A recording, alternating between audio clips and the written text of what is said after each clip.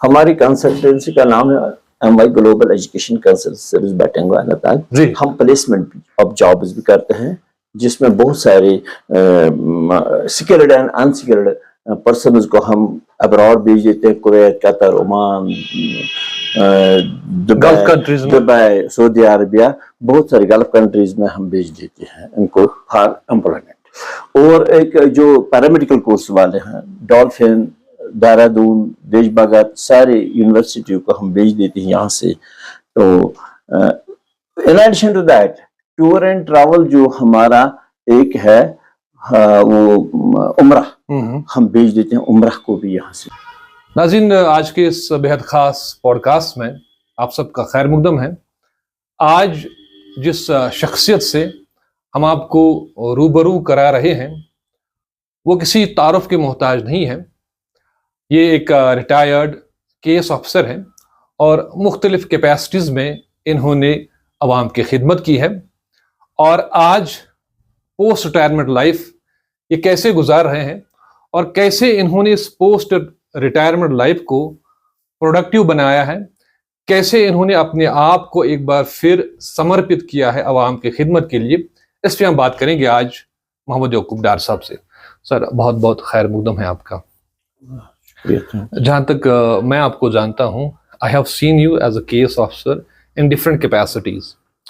تو تھوڑا سا اپنے کریئر کے بارے میں کہاں آپ رہتے ہیں، ایک آدھ منٹ اگر آپ ہمارے ناظرین کو بتائیں. السلام علیکم. بنیادی میں I am the resident of بیٹنگو. جی. بیٹنگو کھنبل. جی. تو میں نے سپورٹنگ جو میرا سکول گورنمنٹ مڈل سکول تھا اس وقت بیٹنگو میں نے تعلیم حاصل کی. اس کے بعد ہائی سکول کھنبل پہنچا، اس کے بعد گورنمنٹ ڈگری کالج اننتناگ. اس کے بعد مجھے امپلائمنٹ ملی ہے. تو قریباً 38 سال میں نے سرکاری نوکری عوام کی خدمت کی، ڈفرینٹ کیپیسٹیز، ڈفرینٹ ڈپارٹمنٹ میں، بہت سارے ڈپارٹمنٹ میں آیا ہوں الحمدللہ. تو اس کے بعد ریٹائرمنٹ ہوئی ہے. ریٹائرڈ آپ کس سال میں ہوا؟ ریٹائر میں 31 اگست 2023 میں میری ریٹائرمنٹ ہوئی ہے. ایز ایڈمنسٹریٹر رہا جی ایم سی اننتناگ میں، وہاں سے ریٹائرمنٹ ہوئی ہے میری. جی. تو اس کے بعد جب ریٹائر ہوا میں، تو ریٹائرمنٹ ہونے کے بعد سب لوگ سوچتے ہیں ہم نے ہم سکول گئے ہیں، پھر کالج پڑھا، پھر امپلائمنٹ ہوئی ہے، پھر ریٹائر ہوئے ہیں. ریٹائرمنٹ کے بعد سب لوگ سوچتے ہیں کہ اب ہمارا کیا کرنا ہے، ہم کس طرح زندگی گزاریں گے، اب شاید ہمارا ختم ہوگا، کچھ نہیں ہے. تو میں نے ایک کتاب پڑھی، اس میں جو گورنمنٹ آف جاپان ہے، جاپان میں ایک جزیرہ ہے، اس جزیرے میں وہ that is fully under the administrative control of the Japan. تو اس میں وہ کیا کرتے ہیں، وہ جس طرح ہم یہاں سمجھ بیٹھے ہیں کہ 17 سال کا بچہ، 17 سال کا جو جوان ہوگا، پڑھا لکھا ہوگا، وہ ایلیجیبل نہیں ہے سرکاری نوکری، جاب. یس. تو اسی صورت میں وہاں انہوں نے ایک بنایا، دیٹ جزیرہ، جو جزیرہ ہے دیٹ از سوفسٹیکیٹڈ اینڈ کنوینئل. بہت ہی خوبصورت بنایا انہوں نے. اس میں بہت سے باغات بنائے، بہت سارے ہر ایک فیسلٹی پرووائڈ کیا گورنمنٹ آف جاپان نے. ہاں، ان شخصات کے لیے جو 100+ ہے. اوکے. اور اگر کوئی 98 ہوگا اور بولے گا مجھے بھی داخلہ دیجیے اس میں، تو وہ بولتے نہیں، آپ کے ابھی نہیں ہے، کیونکہ یو شوڈ بی 100+. تو لاجک کیا ہے؟ لاجک اس میں یہ ہے کہ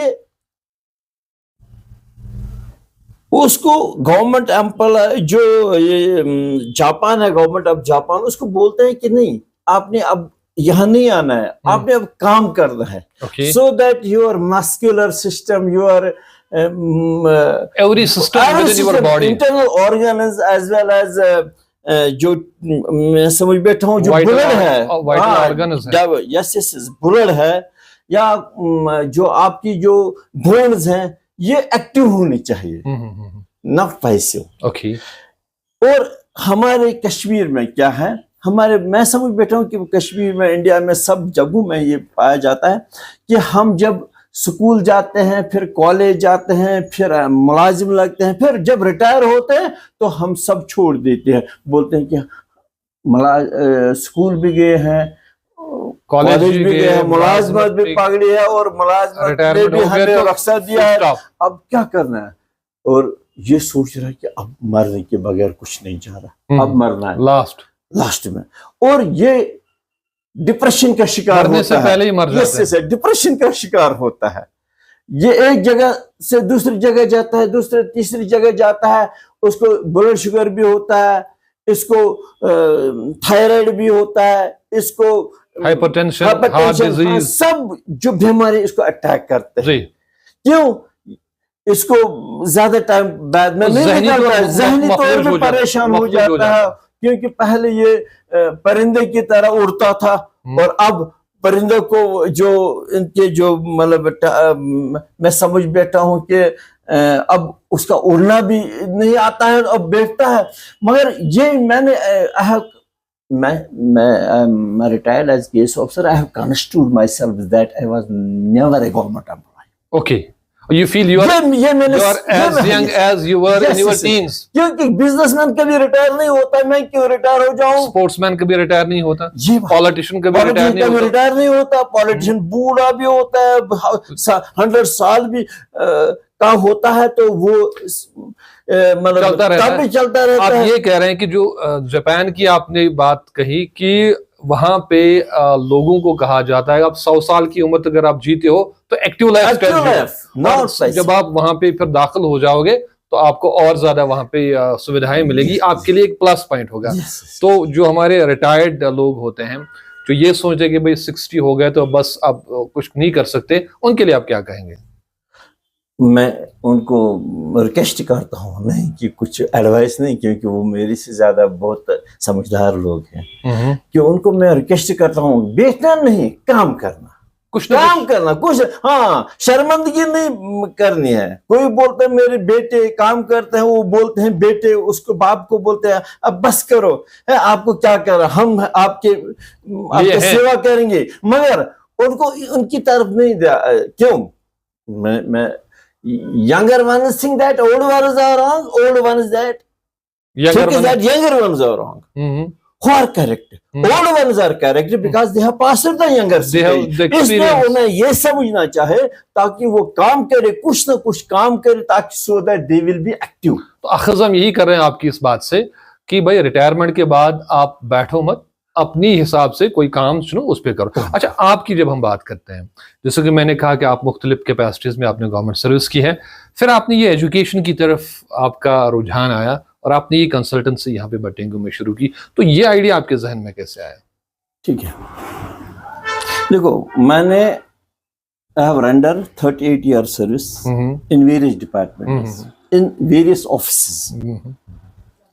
میں ہائی کورٹ میں کام کیا میڈیکل ایجوکیشن میں کام کیا ہیلتھ ڈپارٹمنٹ میں کام کیا ایجوکیشن ڈپارٹمنٹ میں نے کام کیا ہوم ڈپارٹمنٹ میں نے کام کیا بہت سارے ڈپارٹمنٹ میں نے کام کیا مگر میں وہاں آفس میں تھا ایک ایڈمنسٹریٹر رہا آفس اور میں نے سوچا کہ میں کوئی چھوٹا سا جو ایک دکانداری نہیں کر سکتا اس لیے میں آج بھی آفس میں بیٹھوں میں نے آج آفس کھلایا میں نے سوچا نہیں میں آفس میں ہی بیٹھوں اور آفس کا ہی کام کروں. تو کس طرح کی سروسز آپ یہاں پہ پرووائڈ کرتے ہیں؟ انشاءاللہ رحمان بہت اچھی کہ ابھی تو ہمیں کم ہی ٹائم ہوا ہے یہاں تو ہم کیا کرتے ہیں جو کوالیفائڈ بچے ہوتے ہیں ایز پر دیئر وشز ہم ان کو باہر کے ابراڈ کی کنٹری میں بھیج دیتے ہیں بنگلہ دیش قازقستان ایران ازبکستان رشیا بہت سارے بچوں کو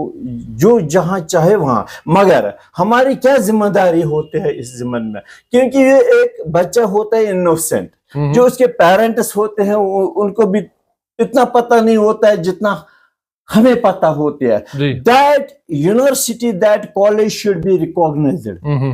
ظاہر سی بات ایک یہ بات ہے. اور انفراسٹرکچر اچھا ہونا چاہیے, صحیح, اور سہولیات بہت اچھے میسر بہتر ہونے چاہیے تاکہ یہ ہمارا بچے کو کوئی دھوکہ نہ ملے. ہمارا جو M Y global education consultancy services Batengoo, ہم Bangladesh, Iran, Kazakhstan, Uzbekistan, Kyrgyzstan, Russia, Egypt بھیج دیتے ہیں, اور ملیشیا بھی, اور ایز پر دیئر وشز. مگر ہم بھی اس کو بہت اچھا سا مشورہ دیتے ہیں کیونکہ جو ان کے پیرنٹس ہوتے ہیں انہوں نے بہت خوب محنت کر کے پیسے بنائے ہوتے ہیں بچے کے لیے, مگر وہ پیسہ ضائع بھی نہیں ہونا چاہیے. ہم کیا کرتے ہیں یہاں سے, میں 5 سال فل گارنٹی دیتا ہوں, 5 سال 6 سال لک آفٹر کرتا ہوں اس بچے کا جو باہر جائے گا, تاکہ اس کی کوئی پرابلم نہ ہو, سو دیٹ وی ول, مطلب اگر ہے اللہ نہ کرے تو ہم سالو کرنے کے لیے تیار ہو. اچھا, ابھی تک اگر ہم بات کریں گے تو کیا کتنے کچھ بچوں کو آپ نے ایڈمیشن کروایا باہر کے کالجز میں, اور ان کا ریویو کیا ہے ابھی؟ میں سمجھ بیٹھا ہوں کہ رشیا میں ہم نے بھیجے ہیں کچھ بچے, میں نے اپنے بچے کو بھی بھیجا. Very good. So charity begins from اپنے بچے کو اس نے بھی وہی بولا کہ میں رشیا جاؤں گا, وہ بہت اچھی طرح سے ہے وہاں انشاءاللہ اللہ کے فضل و کرم سے سب. تو بعد میں ہم نے فیبروری, سمجھو کہ فیبروری میں ہم نے یہ سٹارٹ کیا ہے, تو بہت سارے بچے آئے ہیں یہاں, انہوں نے یہاں ہم سے بات کی. اچھا, ہمیں یہ بتائیے, سپوز میں ایک پیرنٹ ہوں تو مجھے اپنے بچے کو کسی ابراڈ کسی کنٹری میں بھیجنا ہے ایم بی بی ایس کے لیے, ایز اے پیرنٹ مجھے کن چیزوں کا خیال رکھنا چاہیے کسی کنسلٹنسی کے پاس جانے سے پہلے؟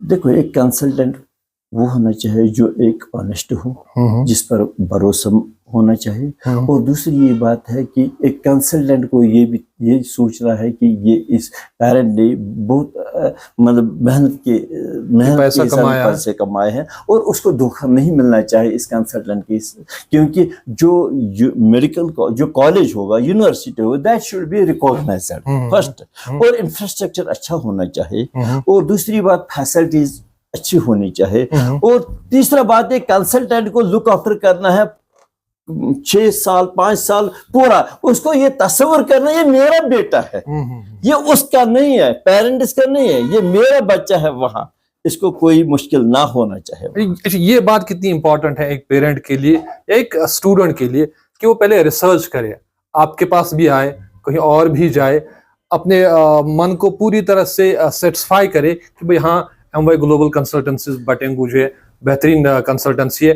تو یہ چیز کتنا معنی رکھتا ہے ایک اسٹوڈنٹ یا ایک پیرنٹ کے لیے؟ دیکھو, پیرنٹ کو he should be realize at his own, اس کو خود ریئلائز کرنا ہے کون کیسا ہے, کون چھوٹا ہے, کون بڑا ہے, ریسرچ. اور بہت سارے لوگ تھے یہاں جنہوں نے دھوکے میں بچوں کو باہر بھیجا, اور ہاں وہ بچوں کو جو وہ انریکگنائزڈ کالج تھی, اس لیے یہ مد نظر رکھ کر انہیں پورا خیال رکھنا ہے, پورا سوچ سمجھ کر جو کام کرنی ہے اچھی طرح سے کام کرنا ہے, تاکہ so that they will be satisfy, ہمارا بچہ اچھے ریکگنائزڈ کالج میں ہے اور اچھی طرح سے ہے, انفراسٹرکچر بھی ہے, ٹھیک سب کچھ ہے. ارے یعقوب صاحب, میرے ذہن میں ایک اور ایک پرانا واقعہ میرے ذہن میں یاد مجھے آ رہا ہے کہ یہاں سے ایک لڑکا گیا سعودی عربیہ مینیجر کے لیے, تو وہاں اس کو اونٹ چروانے کے لیے پھر رکھا گیا.